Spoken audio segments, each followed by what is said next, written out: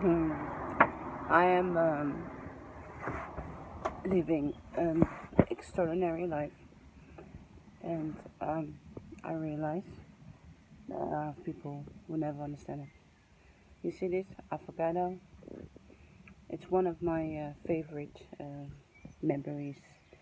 Mango, avocado. That's the important memory of my life. In my book, Thriller Betrayal, I find a new experience in my life.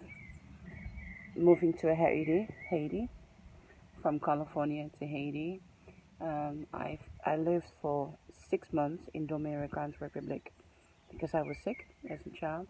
I needed to be in a hospital before I will move to my aunt Kelly in Haiti. It was very special. So I learned to speak Spanish in 6 months, and it was amazing. It was great, and I learned to speak it in a hospital with other sick children. Till today, I don't really know what's wrong with me, but there are periods that I have extremely high fever.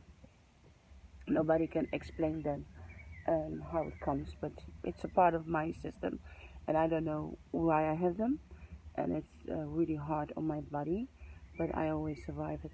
So I don't know what's with me, but in periods I really have high fever because I was kidnapped. Nobody knows anything about me, uh, where I come from, and what's my medical background, but I have this problem.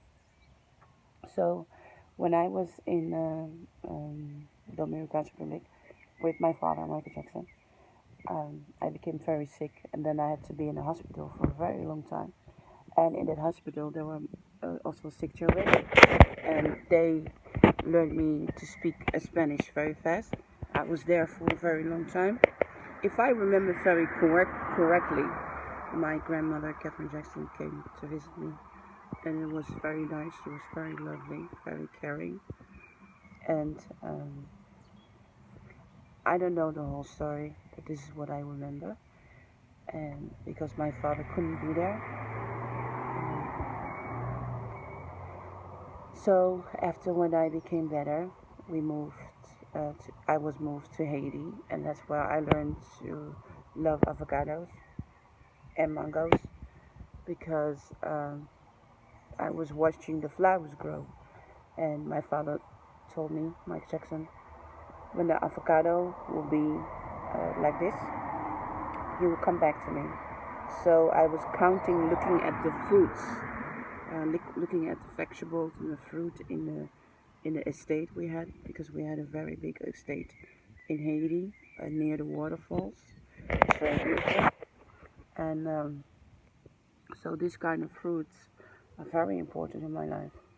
So when I feel lonely or anything, I just buy avocado, I buy a mango, and I really I feel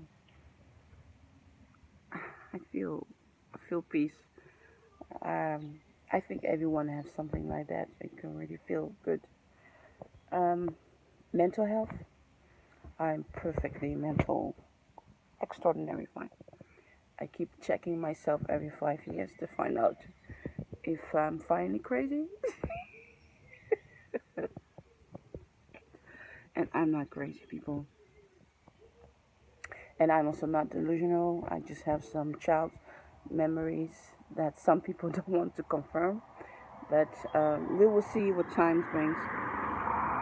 One thing that life has educated me very well is that you need to be your own individual, and that's something I really learned from slavery, because in Haiti was such a magical times anyway, because I was lucky to have met old slaves who were 100 years old, and they quite educate me to stay strong in life, and they are my heroes because they survived so much.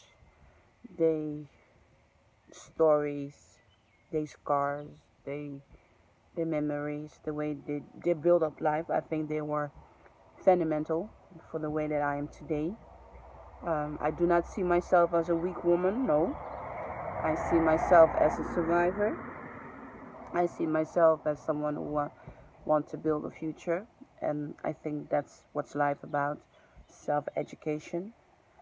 So if people think I'm crazy saying Michael Jackson is my father, um, it doesn't affect me, but I hear them.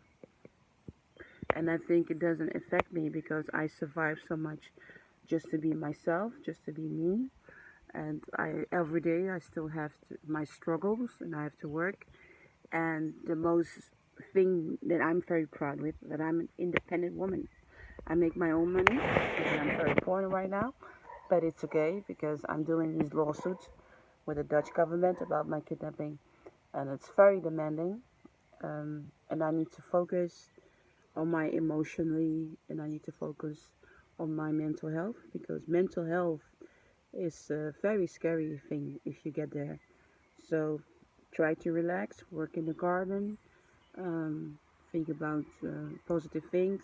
I do a lot of sport. I think if you have stress, you need to sport. So I'm doing a lot of sport. So I will be showing a lot of sport. Um, I want to say check out my dance videos because that's my really big way of sport. I do a lot of sport, and I'm planning to use this YouTube channel to express my feelings about going to court with the Dutch government, what it does to me. It does really a lot to me.